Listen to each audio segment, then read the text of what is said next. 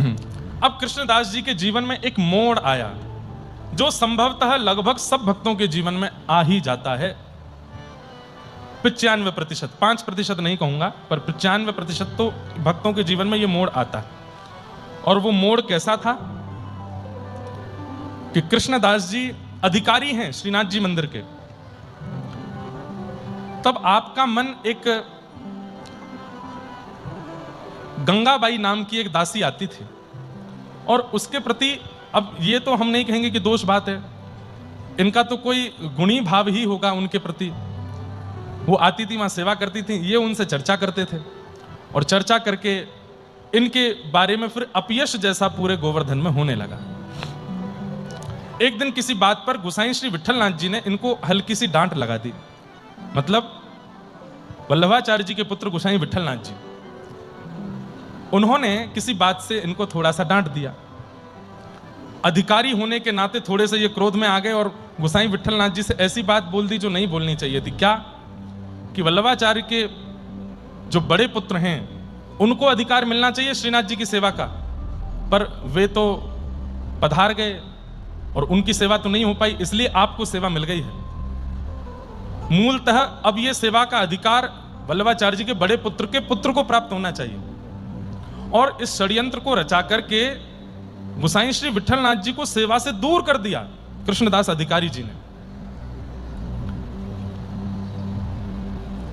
विषय थोड़ा समझने का है, अब पूरा पुष्टि मार्ग समझना पड़े तो ये बात पूरी समझ में आवे, लेकिन फिर भी आप धीमे धीमे भाव से समझना। गंगाबाई के नाम से कुछ गलत कह दिया था और जिससे कृष्णदास जी को पीड़ा हुई और उन्होंने मन में ठान लिया कि श्रीनाथ जी की सेवा से आपको दूर नहीं किया तो मैं भी कृष्णदास अधिकारी नहीं। और इन्होंने वल्लभाचार्य जी के प्रथम पुत्र उनके पत्नी से बात करके कि आपके पुत्र का अधिकार है श्रीनाथ जी की सेवा में, आप अपने अधिकार को क्यों नहीं मांगती हो। और इन्होंने भीड़ इकट्ठी करके और पूर्ण रूप से गोसाई श्री विठलनाथ जी को ठाकुर जी की सेवा से दूर कर दिया और वल्लभाचार्य जी के प्रथम पुत्र के पुत्र सेवा में रहने लगे।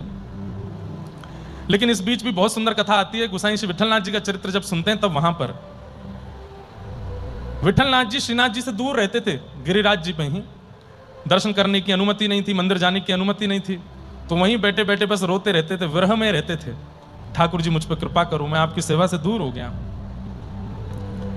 ठाकुर जी को भी इनकी याद आती थी, क्या करें, कैसे पुनः मिलें गोसाई जी से।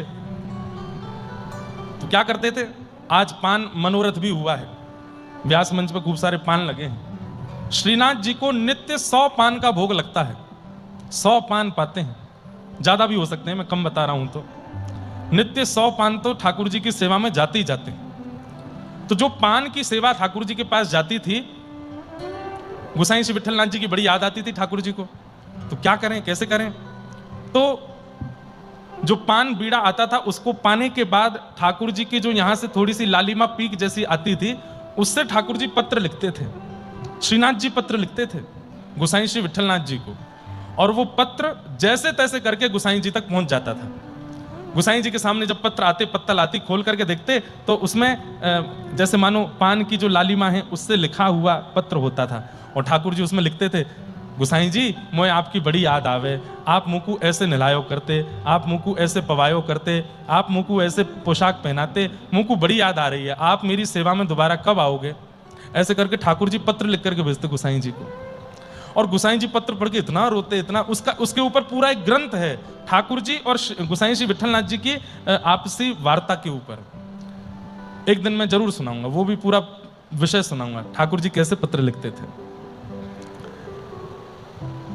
अपराध हुआ, वैष्णव अपराध हुआ कृष्णदास जी के द्वारा, और इस अपराध की स्थिति ऐसी बन गई कि एक बार कृष्णदास जी को एक बहुत बड़े सेठ ने कहा कि हम श्रीनाथ जी के लिए कुआं खुलवाना चाहते हैं, यहां पर गोवर्धन में, कितने रुपए में हो जाएगा। तो बोले कि 300 रुपया लगेंगे, जबकि उस समय में 200 रुपए में ही कुआं खुद जाते थे। आपने 100 अधिक बता करके 300 रुपए में करवाया। और जब कुआं खुद गया तो देखने के लिए आप गए थे कि कैसा बना है, देख ही रहे थे, तभी पैर फिसला और श्री कृष्णदास जी उसमें गिर गए और वहीं मृत्यु हो गई। अब सोचिए कितना सुंदर चरित्र चलता आ रहा था अभी तक कृष्णदास जी का, कितनी सुंदर उन पर कृपा और सुंदर भाव बने आ रहे थे, लेकिन अचानक से अंत कैसा हुआ? क्यों?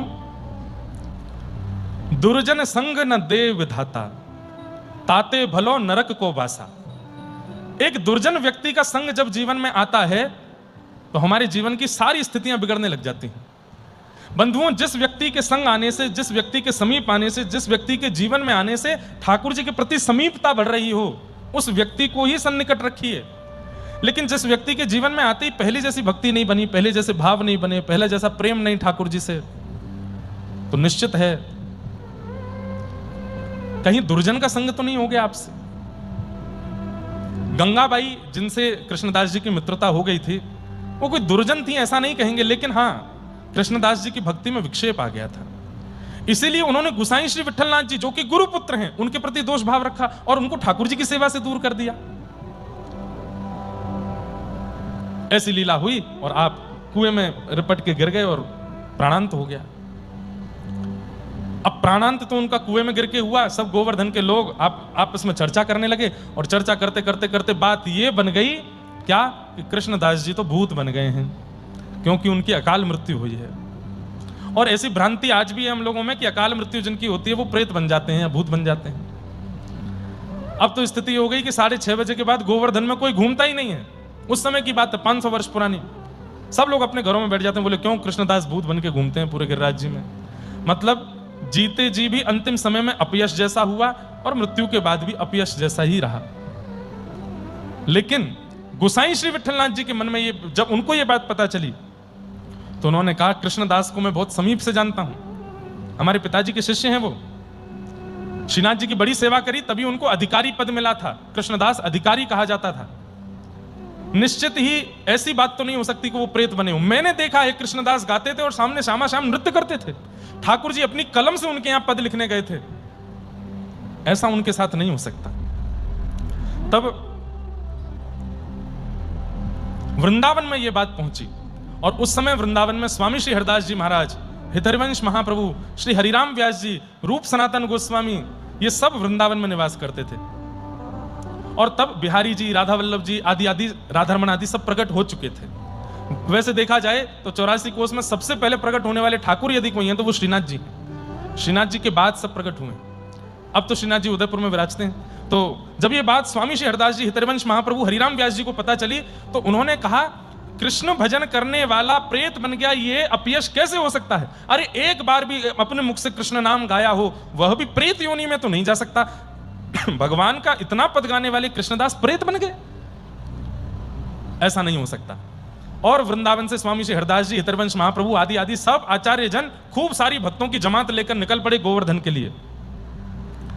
गोवर्धन जैसे ही आप पहुंचे तो राधा कुंड में आपकी जमात जब पहुंची, कितना सुंदर चरित्र, ध्यान से सुनना। स्वामी श्री हरिदास जी कौन है? ललिता सखी के अवतार। हितरिवंश महाप्रभु कौन है? भगवान की वंशी के अवतार।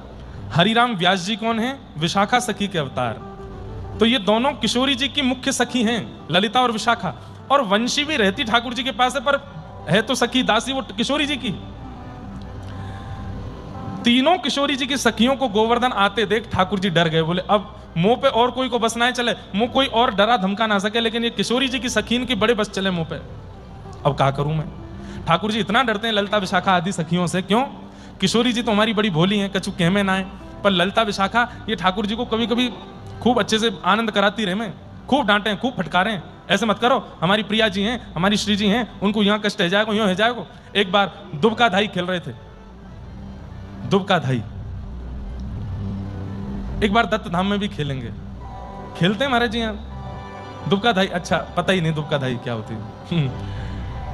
महाराज जी एक व्यक्ति गिनती करेगा 10 तक, बाकी के सब छुप जाओ, और फिर वो उनको ढूंढेगा। करेंगे जब सब सो जाएंगे ना, तब अपने 10-15 लोग रात में उठ के लाइट वाइट सब बंद करके सबरे आनंद कर जाएंगे हम दत्त धाम में, आपको पता भी नहीं चलेगा। और ये भी करेंगे। बस एक ही है बात, क्या जैसे वहां किसी को छू करके बोलना पड़ता है, यहाँ स्पर्श के नियम है तो बस दिगंबरा इतना ही बोल देना देख करके, हाँ भाई तू देख लिया। अब जिसको पहले देखेंगे वो जाएगा 10 तक गिनती गिने फिर आवे।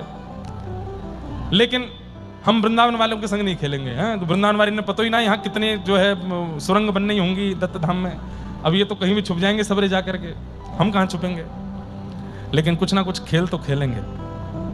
खूब सारे खेल ऐसे हैं जो ठाकुर जी खेलते हैं, उन खेलों को खेलना चाहिए। और कैसे खेलना चाहिए? ठाकुर जी की बढ़िया सेज सजा करके, ठाकुर जी को सन्मुख बैठा करके, भोग नैवेद्य धर के उनके सामने खेल खेलो, तो ठाकुर जी भी किसी ना किसी रूप में वहां आकर के उस खेल में सम्मिलित होते हैं, खेलते हैं, आनंदित होते हैं। तो एक बार किशोरी जी, सब सखियां और ठाकुर जी यही दुबका धाई खेल रहे थे। सब छुप जाओ और एक कोई 10 तक गिनती गिन के ढूंढेगा।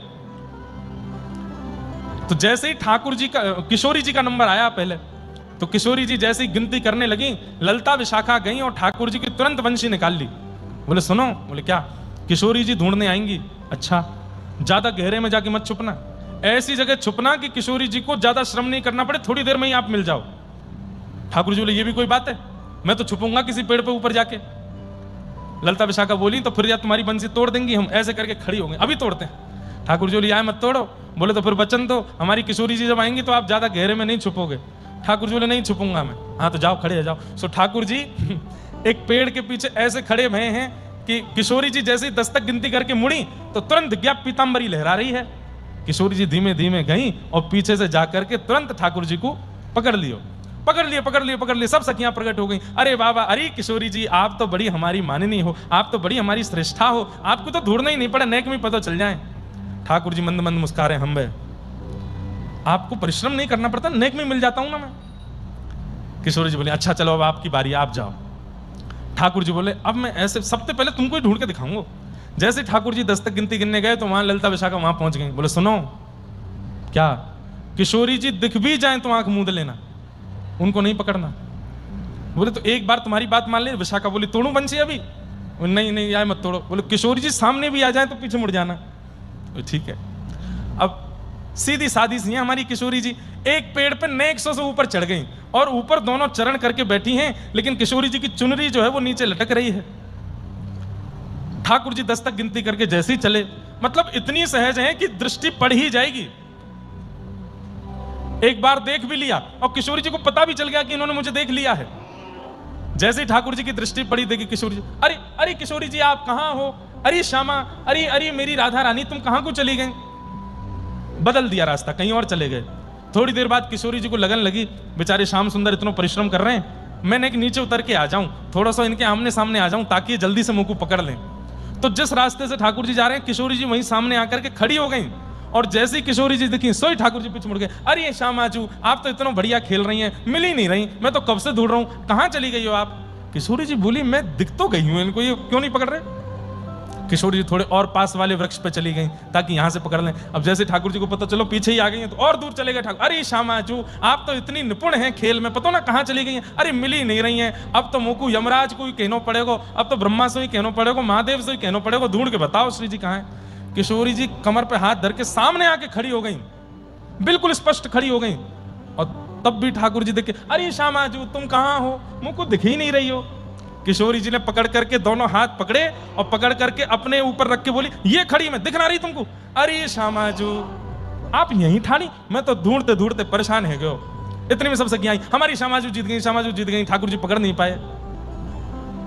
ठाकुर जी कहें बिगाड़ लियो इन्हें, ने को परिश्रम नहीं करन देंगे, ने को कहीं छुपन नहीं देंगे, हमारी किशोरी जी को नहीं पकड़ना, हमारी किशोरी जी को सब जगह इनको जिता दो।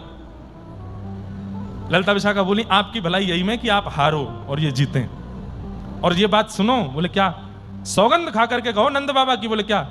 जब तक निकुंज में लीला चल रही है तब तक आप हारते ही रहोगे, श्री जी ही जीतेंगी हमारी, जो आज्ञा। बोले नहीं मानी आज्ञा तो आपके मोर पिच वंशी सब हरण कर ली जाएंगी, तोड़ फोड़ के फेंक दी जाएंगी यमुना जी में। महाराज बड़ा जो है डरा धमका के रखा गया है ठाकुर जी को, इसलिए बेचारे बड़े सहमे सहमे से रहते हैं ब्रजलीला में। क्यों? श्री जी को मान बढ़ाना। तो जैसे ही खबर पहुंची वृंदावन कि कृष्णदास प्रेत बन गए, स्वामी श्री हरदास जी, हितरवंश महाप्रभु और श्री हरिराम व्यास जी तीनों वृंदावन से आए और तीनों ने मन में विचार किया, अपने नाम को गाने वाले, इनका इतना यश गाने वाले उस कृष्णदास को इन्होंने अधोगति कर दी, इन्होंने प्रेत बना दिया। अभी जाके बताती हूं। जैसे ही तीनों पहुंचे हैं राधा कुंड, यहां गुसाई श्री विठलनाथ जी श्रीनाथ जी की सेवा कर रहे थे और सेवा करते करते श्रीनाथ जी का स्वरूप जो ऐसे विराजमान था, थोड़ी देर में ठाकुर जी के हाथ कांपने लगे, दांत कटकटाने लगे और ऐसे मुख कांपने लगा। तो गोसाई जी बोले, जय जय जय जय, कहाँ भयो, आप इतना घबरा काहे को रहे हो, इतने विचलित काहे को रहे हो, कांप काहे को रहे हो, झाड़ू लग रहे हो, नहीं झाड़ू ना लग रहा। तो अरे ललिता विशाखा सबरी अपनी दलबल लेकर के आई हैं गोवर्धन, और या वक्त राधा कुंड पे ठाड़ी हैं, और ये सबरी आमेंगी यहाँ मेरी छाती पे चढ़ के गारी देंगी। मुँह को तो बहुत डर लग रहा है। गोसाई जी आप दौड़ के जाओ, इनको वहीं रोको। ललिता विशाखा समझ गए ना, स्वामी शेरदास जी, हितरवंश महाप्रभु, ये सब ललिता विशाखा आदि सखियां ही हैं, इनको रोको। जय जय श्रृंगार तो पूरा कर दूं। बोले नहीं जितनो इतने में ही आज दर्शन दे दूंगा, आप तो जाके उनको रोको, मुझको डर लग रहा है।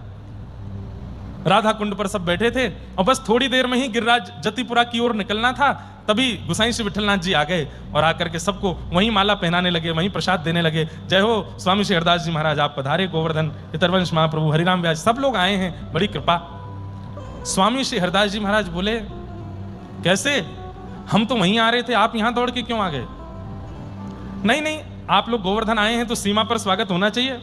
बोले सीमा पर स्वागत तो होना चाहिए, पर कम से कम ठाकुर जी को पोशाक तो पूरी पहनाए आते, आधी अधूरी पोशाक में दौड़े आए। तो गोसाई विठलनाथ जी बोले, आपको कैसे पता आधी अधूरी पोशाक है? तब स्वामी श्री हरदास जी बोले, ठाकुर जी ने नहीं बताया कि कौन आए हैं गोवर्धन, उन्होंने ये नहीं कहा होगा कि हरिदास जी आए, ये कहा होगा ललिता आई है, ये नहीं कहा होगा कि हरिराम व्यास आए, ये कहा होगा विशाखा आई है। ये तो हमारा कलयुग का स्वरूप है, पर मूल रूप से तो ललिता विशाखा है, हम सब जाने, और या लाला की तो अंदर की सबरी चाल पता है हमें। और गए गिरिराज पर्वत पर जाकर के श्रीनाथ जी के सामने स्वामी श्री हरदास जी, हितरवंश महाप्रभु, हरिराम व्यास जी सब बैठ गए और ठाकुर जी को ऐसे क्रोध में भर के देखने लगे। आप कहते हैं नमे भक्त्या प्रणश्यति, मैं अपने भक्त का कभी पतन नहीं होने देता, और ये कृष्णदास प्रेत बन गया, ये खबर क्यों फैल रही है ब्रजमंडल में? श्रीनाथ जी चुपचाप ठाड़े हैं। इतने में ही ललिता जी की अंतरंग बात होने लगी और तब ठाकुर जी ने सांकेतिक रूप से बताया, अरे भैया, मेरे नाम गाने वाला, मेरे गुण गाने वाला यदि अकाल मृत्यु में भी मरेगा, यदि दुर्घटनाग्रस्त होकर के भी मरेगा, तो भी उसकी अधोगति नहीं होगी, तो भी उसकी प्रेत गति नहीं होती, वो मेरा ही हो जाता है। मृत्यु का कारण यह निश्चित नहीं करता कि गति कैसी हुई होगी, और विशेष रूप से मेरे नाम गाने वाले की तो कभी भी गति निश्चित उसकी मृत्यु से नहीं होती। इसलिए जो कृष्णदास जी के प्रति ये भ्रांति फैली कि वो प्रेत बन गए हैं, ये सरासर मिथ्या है। आप पूरे जगत को बताइए। स्वामी श्री हरदास जी ने सबको बताया, बोले भैया मेरी ठाकुर जी से बात हो गई है, कृष्णदास जी प्रेत नहीं बने हैं। लेकिन सब आचार्यों ने कहा, बिना प्रमाण के संसार थोड़ी मानेगा, ये लोग तो यही बात कहते रहेंगे कुआं में गिर के मरे हैं, प्रेत ही बने हैं। तब एक दिन वृंदावन और ब्रजमंडल के सब वैष्णवों को इकट्ठा करके स्वामी श्री हरदास जी ये बात सबको बता रहे थे। सबने यही कहा, प्रमाण क्या है कि कृष्णदास प्रेत नहीं है? तो स्वामी श्री हरदास जी ने कहा, तुम पर क्या प्रमाण है कि वो प्रेत हैं? बोले, हम पर प्रमाण केवल उनकी मृत्यु का कारण है, वो कुएं में गिर के मरे हैं, इससे ये बात सिद्ध होती है कि वो प्रेत ही बने होंगे, दुर्घटना में मरे हैं, अकाल मृत्यु हुई है। उसी समय एक ग्वारिया दौड़ा दौड़ा आया उस सभा में, और सभा में आकर के पसीना पसीना हो गया था। गोसाई श्री विठलनाथ जी से कहने लगा, गोसाई जी गोसाई जी गोसाई जी, मैंने अभी अभी कृष्णदास जी को देखा। अब ये बात सुनकर के तो सब लोग खड़े हो गए। हम तो कह ही रहे थे कि वो प्रेत बन गए, उनको मरे हुए इतने महीने हो गए, इसको कहां से दिख गए? स्वामी श्री हरदास जी ने पूछा, कैसे मृत्यु हुई, कैसे दिख रहे थे, क्या कह रहे थे वो बताओ। बोले, वो कह रहे थे कि सबसे जाए के कह दो मैं कहीं गयो ना हूं, मैं तो लाला के संग ही हूं। श्री ठाकुर जी और बलराम जी ने अपनी सखा मंडली में, नित्य सखा मंडली में, मधुमंगल श्रीदामा तनसुका मनसुका की सखा मंडली में मुकू ले लियो है, और मैं अब निकुंज में उनके नित्य सखा बन गया हूं, उनकी गैया चराऊं। और देखो बलराम जी आगे आगे निकल गए गैया लेकर के, और मैं दौड़ के जाऊं, नहीं तो हल मूसल दिखा रहे हैं, मुझको मारेंगे। स्वामी श्री हरदास जी बोले, सिद्ध तो हो गया कि कृष्णदास प्रेत नहीं बना है, लेकिन भैया ये संसार के लोग हैं, ये इसमें भी ये कह देंगे कि इन्होंने अपना ही आदमी होगा जिससे बुलवा दिया है कि वो भगवान की सखाओं में मिल गए। कोई प्रमाण के लिए कोई वस्तु चाहिए जो कृष्णदास बताते हैं। तब पुनः कृष्णदास जी ने प्रकट होकर उसी ग्वारिया को बताया।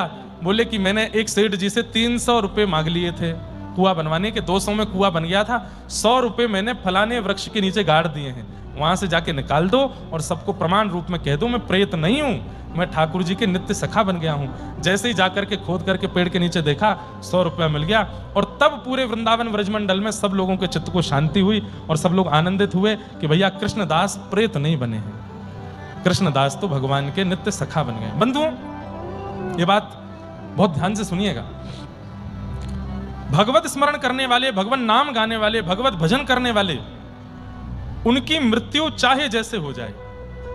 मृत्यु का कारण, भीष्म पितामह तो बाणों की सैया पर पड़े थे, इसका मतलब वो तो बहुत तगड़े प्रेत बने होंगे?